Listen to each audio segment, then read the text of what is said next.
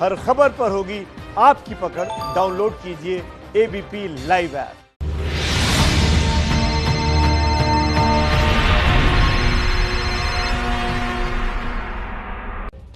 नमस्कार, घंटी बजाओ शो में मैं अनुराग मुस्कान आपका स्वागत करता हूं। आज आपको सुदीक्षा को न्याय और देश में सुदीक्षा जैसी हर बेटी को सुरक्षा दिलाने के लिए जोरदार घंटी बजानी है।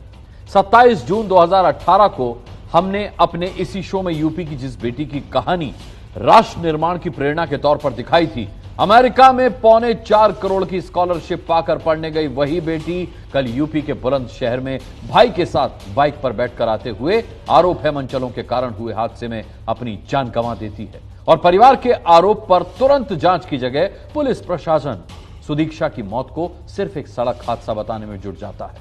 तब एक सवाल उठता है कि क्या न्याय के लिए एड़ियां घिसना जरूरी कर दिया गया है? इस सवाल के साथ आज की रिपोर्ट देखिए। सहमत हो तो जोरदार घंटी जरूर बजाइएगा। आपकी फैमिली साथ होती है तो आपको हजारों मौके मिल जाते हैं। जैसे मुझे एक राइट टाइम पे राइट मौका मिला था। I am happy about it, but वही है कि पैर जमीन पे रखो और उठते जाओ।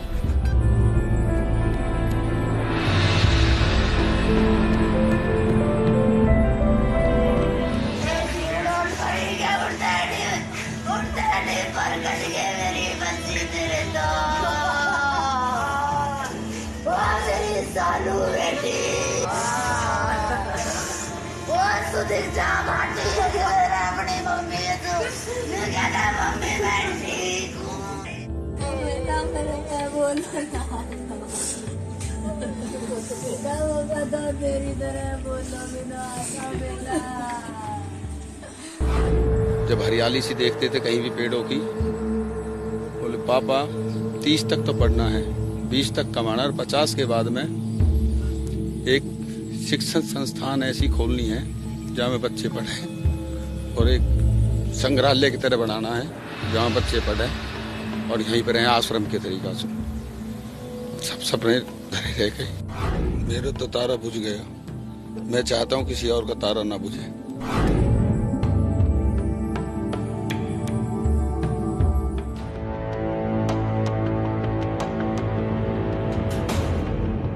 उत्तर प्रदेश में गौतम बुद्ध नगर के दादरी में चाय की दुकान चलाते रहे जितेंद्र भाटी की 20 साल की बेटी सुदीक्षा भाटी।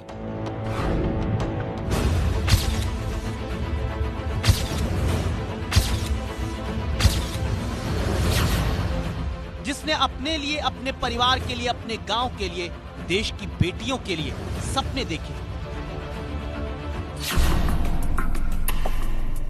और 2018 में 3 करोड़ 75 लाख की स्कॉलरशिप हासिल करके अमेरिका में पढ़ाई शुरू की। लेकिन जिस सुदीक्षा की काबिलियत का लोहा अमेरिका तक में माना गया, आज भारत में अपनी उसी बेटी को न्याय दिलाने के लिए एक पिता को लड़ना पड़ रहा है। कार पुलिस हमें न्याय दे, हमारी बच्ची को न्याय दे। हमें क्या न्याय देगी? हमारी बच्ची को न्याय दे। हमारी तो बच्ची चली गई, हमें क्या न्याय दे? क्या उम्मीद रखेंगे? सड़क पे दिन दहाड़े ऐसे केस हो रहे हैं, क्या उम्मीद करेंगे? हमारी बच्ची चली गई, इससे ज्यादा भी कुछ उम्मीद करेंगे? सरकार से क्या उम्मीद करें? सुदीक्षा के पिता की आंखों में पुलिस से नाउम्मीदी की वजह क्या है?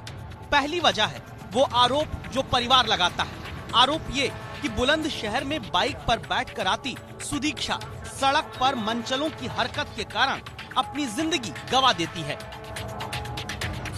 उन्होंने सर 2-3 किलोमीटर के करीब हमारा पीछा किया है और हम जैसे ही आगे को हम बढ़ते थे वो हमारे पीछे से एकदम आते थे तेजी से बाइक लेके। हमने अपनी बाइक धीमी कर ली है। वो फिर उन्होंने कई बार फिर ऐसा स्टार्ट किया, फिर उन्होंने एकदम हमारे आगे आके बहुत तेजी से बाइक लाके उन्होंने ब्रेक मारे हैं। हमने भी फिर कंट्रोल करने के लिए हमने ब्रेक मारे, तो ब्रेक मारते ही तो मेरी भतीजी पीछे गिरी है, वो उसका सर लगा है उसमें। पीछे गिरी और सुदीक्षा ने मौके पर दम तोड़ दिया। अब घर में मां रोते रोते बेहोश होती जा रही है। छोटी बहन को नहीं पता आगे कौन उसे जिंदगी की दिशा दिखाएगा। परिवार के लोग सुदीक्षा की कामयाबी की तस्वीरें हाथ में पकड़े बेटी को याद करते हैं और जितेंद्र भाटी चाहते हैं कि अब किसी सुदीक्षा रूपी तारा बुझने का बोझ किसी पिता को ना उठाना पड़े। मेरा तो तारा बुझ गया। मैं चाहता हूं किसी और का तारा ना बुझे और युवा पीढ़ी से निवेदन करता हूं शिक्षा की तरफ जाएं, इस तरह की नीति ना अपनाएं। लेकिन होता क्या है, जहां पुलिस को मनचलों से बेटियों की रक्षा का काम करना चाहिए, वहां पुलिस परिवार के आरोपों को खारिज करने में जुट जाती है।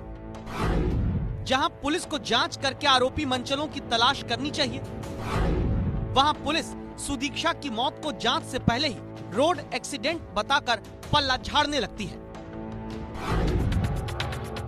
सबसे पहले सुनिए बिना घटना स्थल पर जांच किए बयान देने वाले बुलंदशहर के एसपी सिटी अतुल श्रीवास्तव को।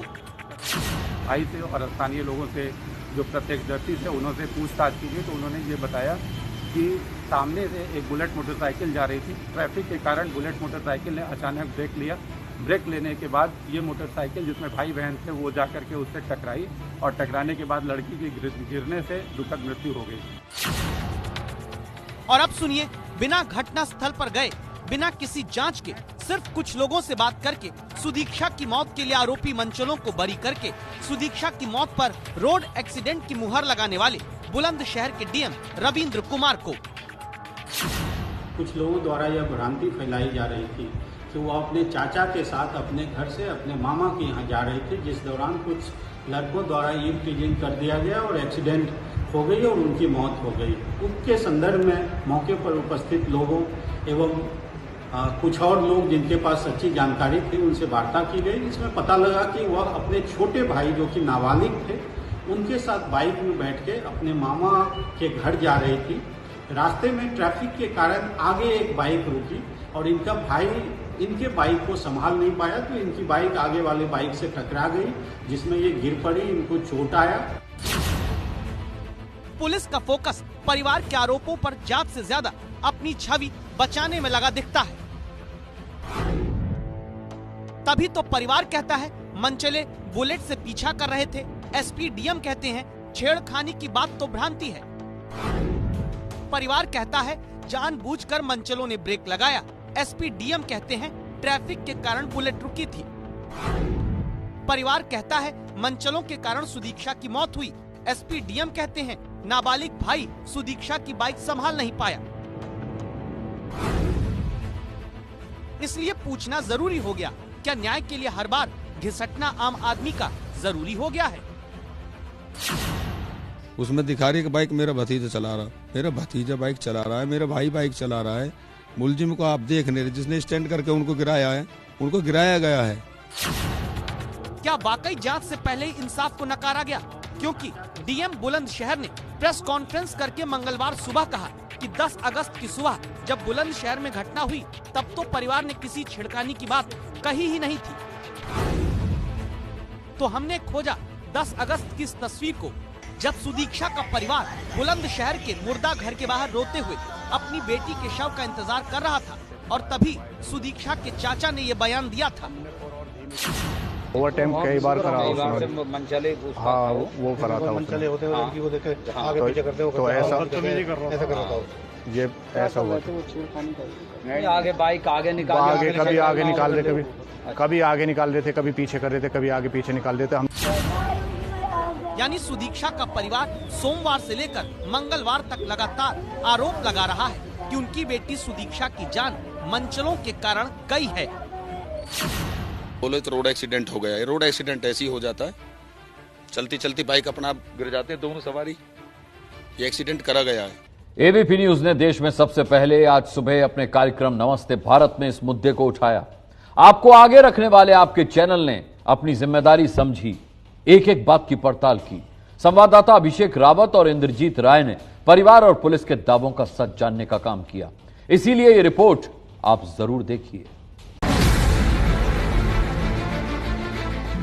I belong to a section of Uttar Pradesh where most girls drop out of school just after completing their primary education because cases of eve teasing are prevalent and most parents don't think it is safe to send their girls out to study at schools.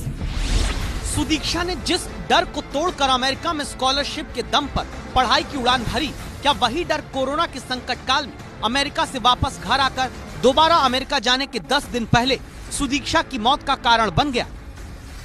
मंचलों का खौफ रहता है, मेरे अंदर भी खौफ था। जब ये जा रहे थे मैं कभी इनको अकेला नहीं भेजता था, वो खौफ खा गया इनको। तो खौफ से टकराने की मुझ में हिम्मत थी, इनमें हिम्मत नहीं थी, ये साहस नहीं जुटा पाई। यानी साहस होता तो उनको मुकाबला करते। जिस पुलिस को अब आरोपी मंचलों को जांच करके पकड़ना था, उसने शुरुआत में क्या किया देखिए। सीन ऑफ क्राइम पर जाने से पहले डीएम एसपी छेड़खानी की बात खारिज करते हैं। सीन ऑफ क्राइम पर घटना के 30 घंटे से ज्यादा के बाद डीएम और एसपी पहुंचते हैं। छेड़छाड़ की बात जहां पर तक आप लोग पूछ रहे हैं, इसके बारे में इंक्वायरी की जा रही है। अभी तक ऐसा कोई साक्ष्य नहीं मिला है।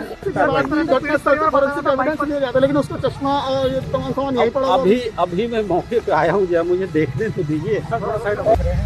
अभी तो मैं उतरा हूँ, जांच कैसे कर लूँगा, थोड़ा समय तो दीजिए। डीएम बुलंदशहर की घटना स्थल पर इस हंसी को एक बार फिर से सुनिए। अभी मैं मौके पे आया हूँ, मुझे देखने तो दीजिए। हंसकर मामले को हल्का करने में पुलिस जुटी है। सवाल यह है कि क्या छेड़खानी के आरोप में भारत की एक मेधावी बेटी की जान जाने के मामले में पुलिस लीपापोती करना चाह रही है? पुलिस की ये एक आदत बन गई है, मिजाज बन गया है घटना को नकारने का, उसको हल्का करने का, अल्पीकरण करने का, न लिखने का, जिसको कहते हैं मिनिमाइजेशन, या उसको डाइल्यूट करके धाराएं कम करने का या हल्का करने का, जिससे कि बात की गंभीरता थोड़ी धूमिल हो जाए और उनकी बदनामी न हो। वास्तविकता यह है कि जो बदनामी होनी थी वो तो हो गई, और इससे ज्यादा बदनामी ये हुई कि प्रकरण पे लीपापोती करने का प्रयास किया गया। लीपापोती का प्रयास पुलिस ने कैसे किया, इसकी पड़ताल करने संवाददाता इंद्रजीत राय, जो एक क्रिमिनोलॉजिस्ट भी हैं, वो सीन ऑफ क्राइम पर पहुंचते हैं और पहले ये पता करते हैं कि आरोपों के मुताबिक मंचलों की बुलेट में टक्कर से बाइक गिरी तो सुदीक्षा को ही क्यों चोट लगी। मोटरसाइकिल इधर गिरी है और चूंकि सुदीक्षा पीछे बैठी थी, भाई को चोट नहीं आई क्योंकि वो राइट साइड पे, चूंकि आप देख सकते हैं घास या बाकी चीजें हैं, लेकिन बदकिस्मती से सुदीक्षा इस तरफ गिरी। सुदीक्षा इस तरफ गिरी, उसके सिर में गहरी चोट आई और लोगों का कहना है कि यहाँ पे काफी ब्लड गिरा हुआ था। चूंकि बारिश हो चुकी है, ये ब्लड यहाँ से धुल चुका है, लेकिन काफी ब्लड गिरा हुआ था। अब उन परिस्थितियों को समझने की कोशिश करते हैं कि किस तरीके से ये मोटरसाइकिल गिर सकती है। इसी सड़क के आगे तकरीबन 2 किलोमीटर आगे एक शॉप है जहां पे सीसीटीवी कैमरा लगा है। उस सीसीटीवी कैमरे में एक बुलेट वाले की तस्वीरें कैद हुई हैं। पुलिस उसे संदिग्ध मान रही है। पुलिस का कहना है कि हो सकता है कि जो परिवार जिस बुलेट की बात कर रहा हो वही बुलेट है, यानी कि वो बुलेट इधर से इधर जा रही थी। 10 अगस्त की सुबह यहाँ पर दावा है सुदीक्षा मंचलों के कारण गिरकर दम तोड़ती है और 24 घंटे से ज्यादा वक्त के बाद पुलिस की टीम घटना स्थल से 5 मिनट की दूरी पर मौजूद एक दुकान के सीसीटीवी कैमरे में बुलेट पर सवार 2 संदिग्धों का वीडियो खोजने पहुंचती है, क्योंकि अब तक तो पूरा प्रशासन छेड़छाड़ के आरोपों को भ्रांति बताने में जुटा हुआ था। सीन ऑफ क्राइम से चीजों को उठाने की प्रक्रिया कब शुरू हुई? ये हम लोग यहाँ सुबह 9 बजे आए हैं। हमारे ही सामने एसएचओ औरंगाबाद यहाँ सुबह 9 बजे आए थे। 24 घंटे बाद, वारदात के 24 घंटे बाद एसएचओ औरंगाबाद यहाँ घटनास्थल पर पहुंचे हैं और बाकायदा 30 घंटे बाद घटनास्थल से जब हम लोगों ने सुदीक्षा भाटी का कैमरा शूट कर लिया है, उसके इसका चश्मा शूट कर लिया है, उसके चश्मे को यहाँ से रिकवर करके इंस्पेक्टर औरंगाबाद यहाँ से बरामद करके ले गए हैं। ये देखिए इस तस्वीर को। घटना स्थल पर 30 से ज्यादा घंटे बाद पुलिस की टीम जांच करती दिखती है। सुदीक्षा का टूटा हुआ चश्मा उठाए पुलिस वाले को देख लीजिए। क्या ये जांच सोमवार को ही घटना के तुरंत बाद शुरू नहीं हो जानी चाहिए थी? क्यों एक परिवार को इंसाफ दिलाने की जगह मामले को रोड एक्सीडेंट बताने की कोशिश हुई? कुछ लाइनें लिखी हुई हैं, छेड़खानी के विरुद्ध चुप्पी तोड़ो, अब तो बोलो, तुरंत कॉल करो, वुमेन पावर लाइन 1090 व 112 पर फोन करें। ये लाइनें यहाँ पे जरूर लिखी हुई हैं, लेकिन अगर परिवार के आरोप सही हैं तो वाकई ये लाइनें इस थाने पर सिर्फ शोपीस बन के रह जाती हैं। डीएम और एसपी ने कैसे सुदीक्षा केस में जांच से पहले ही सुदीक्षा की मौत को सड़क हादसे में जानबूझकर बदलना चाहा, अब इसका सबूत देखिए। रास्ते में ट्रैफिक के कारण आगे एक बाइक रुकी और इनका भाई इनके बाइक को संभाल नहीं पाया तो इनकी बाइक आगे वाले बाइक से टकरा गई। ऐसा कुछ सर, ये लॉकडाउन के सर ट्रैफिक कम है सर, नॉर्मल ट्रैफिक है, ऐसा कोई ट्रैफिक नहीं सर। अच्छा ये बताइए, आप भी यहीं आसपास रहते हैं, क्या नाम है आपका? रतन सिंह। रतन जी, ये बताइए कि यहाँ इस सड़क पे बहुत भारी ट्रैफिक रहता है कि आराम से गाड़ियाँ चलती? नॉर्मल, ज्यादा नहीं है, बहुत कम। अच्छा, ट्रैफिक कम रहता है। अब देखिए इस तस्वीर को, ये सुदीक्षा भाटी के साथ हादसे के तुरंत बाद की तस्वीर है। हमने घटना के वक्त मौके पर मौजूद इस नागरिक को तलाशा और पूछा कि आपको पता है कि सुदीक्षा की बाइक के आगे चलते बुलेट सवार लड़के उसका पीछा करते हुए परेशान नहीं कर रहे थे? पीछे क्या हुआ था ये नहीं पता, वैसे बुलेट वाले ने यहाँ इमरजेंसी ब्रेक लिए और लड़के की गाड़ी बुलेट के पीछे से ठुकी है, लड़की की ऑन द स्पॉट मौत हो गई। नहीं, पीछे से अगर उन्होंने कुछ किया होता इस बारे में मालूम नहीं।